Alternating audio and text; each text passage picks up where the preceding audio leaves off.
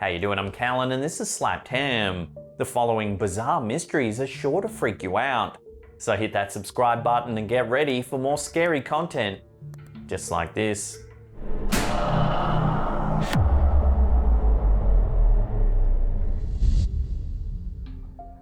If you walk around Boston's North End on a hot summer day, some say you can still catch the sickly sweet scent left lingering after a tragic day that took place just over 100 years ago. In 1919, a deluge that can only be described as a molasses tsunami erupted from Purity Distilling Company before ploughing right through Boston's commercial street on a busy January afternoon. The wave froze its victims in place by trapping them under a hard, unyielding veil of amber-coloured suffocation. There was no warning, other than a soft, muffled roar in the seconds before more than 2 million gallons of ultra-thick, ultra-sticky molasses overtook the streets. The deluge tore through Commercial Street to take down trucks, overturn wagons, ruin buildings, and push a train from the tracks. Witnesses who were caught up in the chaos of the day reported seeing sticky, molten waves that were 30 feet tall barreling past them at 35 miles per hour. Sadly, 21 people perished during the event. Another 150 people were injured during the molasses flood. The aftermath was so severe that both the Navy and Red Cross arrived to help rescue survivors, amid a gooey, sticky, post-apocalyptic scene that required effort to pull the victims from their hardened tombs.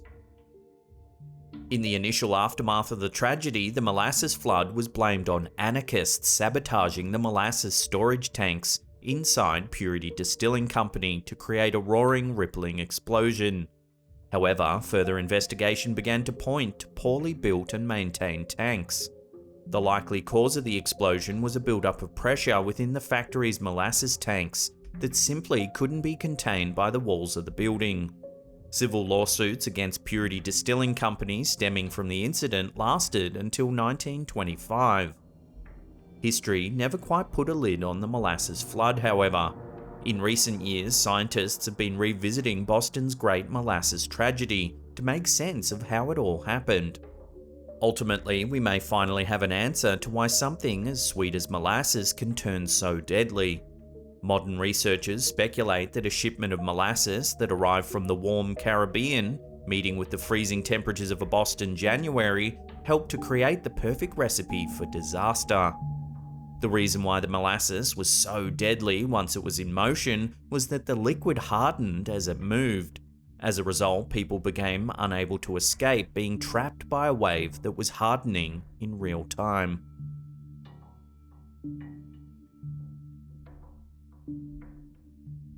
A television program that aired on BBC One on Halloween night of 1992 still has people questioning if what they saw was real 30 years after the fact. This program was so sensational and controversial that it never aired in the United Kingdom ever again. Ghostwatch was a 90-minute horror film shot in a documentary style that was inspired by the tale of the Enfield poltergeist. Its subject matter was a haunted home in a London area called Northolt, where a family was being harassed by a terrifying poltergeist named Pipes. The premise was essentially to debunk the claims of children who insisted that strange sounds in their home were caused by ghosts in real time. During the program, the audience was invited to call in with their own ghost stories as they watched along to shaky camera footage from a handheld video camera. In reality, the documentary was a professional production, full of footage that had been shot weeks in advance.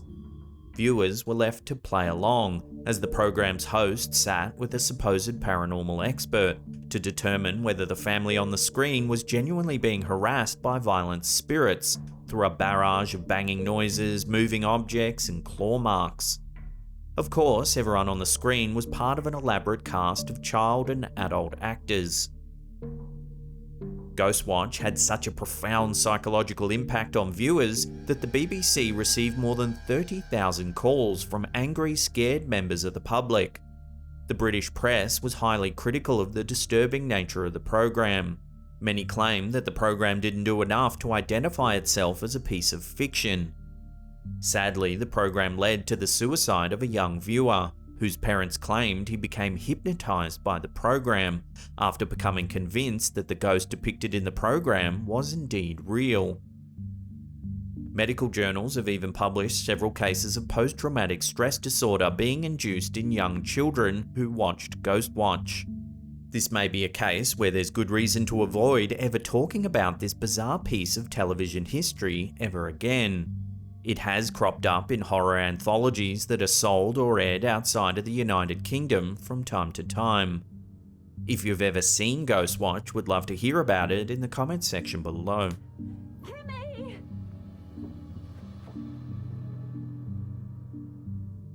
Some events are so bizarre and impossible to explain that the collective subconscious of society tries to wipe the memory clean. However, the memory of the Beast of Gévaudan still prowls the French countryside that was terrorized centuries ago. Deep in the Margeride Mountains of France, a series of attacks that took place between 1764 and 1767 by man-eating beasts with razor-sharp teeth created fear and terror. According to reports, more than 600 attacks resulted in 500 deaths and 49 injuries. The beast had a habit of attacking lone men, women, and children as they tended to livestock on the outskirts of town. Curiously, there were several reports of the beast being killed before the attacks officially stopped. From the modern lens, the most likely cause of the attacks was not a supernatural being at all. During the 1700s, wolf attacks posed serious problems throughout Europe. The high death count associated with the Beast of Gévaudan likely points to the idea that packs of wolves were causing chaos in France's Margeride Mountains before being scared off by wolf hunters searching for the supernatural beast. One theory that has floated around is that the creature was actually a red-coloured mastiff, wearing the hide of a boar that was sired by a villager named Jean Chastel. Notably, Chastel was a farmer and innkeep in Gévaudan in France, who was credited with killing the Beast of Gévaudan in Montmouchet during the summer of 1767. A 2001 French film called Brotherhood of the Wolf that's centered on the legend features Chastel as a character. However, some people have reviewed the ghastly incidents and have wondered whether wolves could have caused so much death and chaos. So the question remains whether something a little more sinister was stalking the Margeride Mountains all those years ago.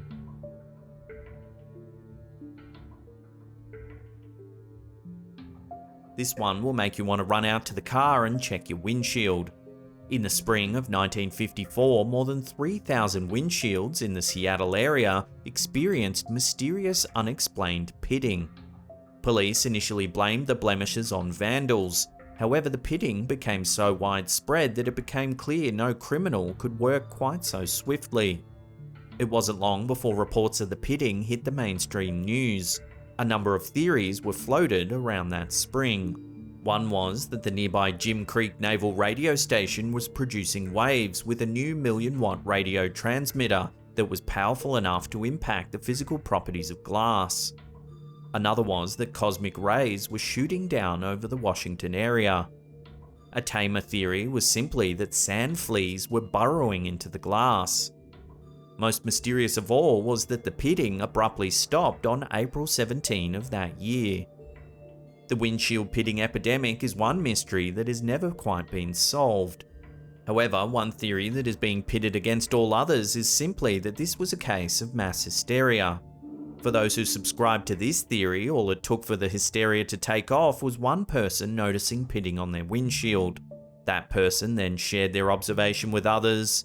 The fact of the matter is that a good amount of natural pitting occurs on windshields due to the general rocks and debris that exist on our roads. Once stories about pitting made the news, many people throughout the area looked for pitting on their own windshields for the first time. This led to a huge spike in reports over something that had actually been there the entire time. It's highly possible that the pitting abruptly stopped because people simply lost interest in the story after a few weeks.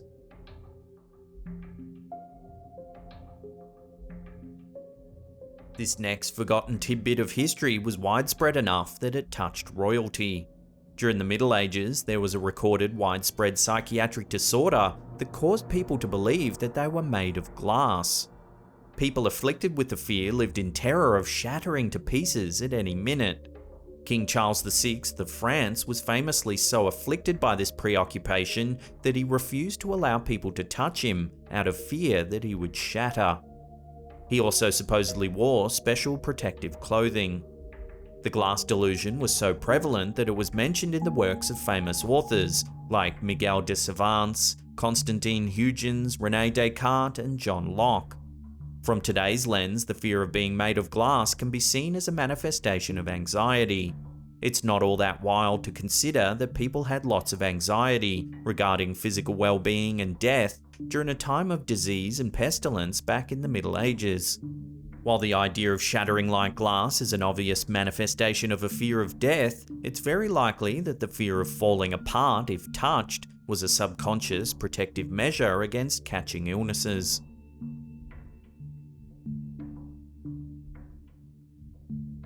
This forgotten piece of horror from history dates back to July 25th of 1184 in what would be modern-day Germany. A number of nobles from throughout the Holy Roman Empire had gathered in Erfurt for a meeting across from the Church of St. Peter, as part of King Henry VI's attempt to neutralise a feud between Archbishop Conrad of Mainz and Louis III, Landgrave of Thuringia. During the meeting, the weight of the crowd caused the wooden floor in the hall to collapse directly into the latrine beneath it. During the horrifying event, more than 60 nobles and meeting attendees were sent to their deaths to drown in suffocating liquid excrement. Among the dead nobles were Frederick von Abenberg, Heinrich von Schwarzburg, Heise Gottsmar von Ziegenhain, Burkhard von Wartburg, and Frederick von Kirchberg. Many of the survivors avoided getting sucked into the foul pit by clinging to the rails and windows until rescuers could arrive. By luck, King Henry's positioning within a stone alcove allowed him to be spared.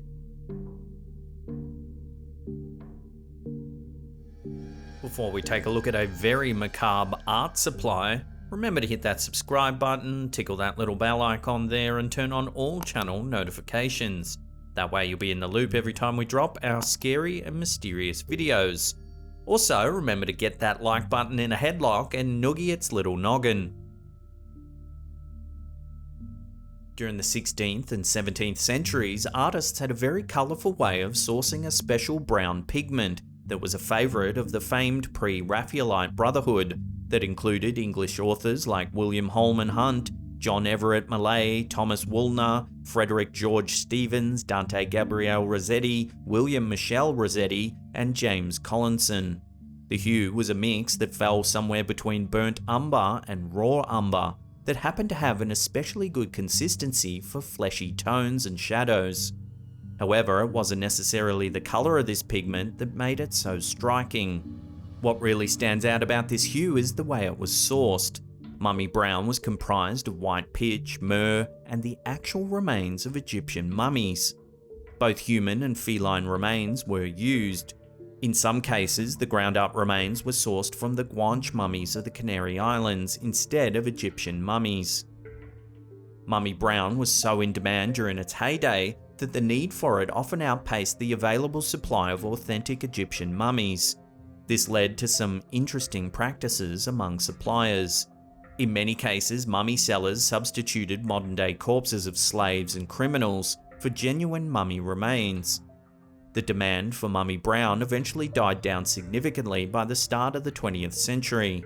In fact, it had essentially dried up by 1900. Artists looking to experiment on canvas with mummy brown today can still use formulas that recreate the same hue without being sourced from actual remains. Today's mummy brown is made from kaolin, quartz, geothite, and hematite, a somewhat more palatable mix.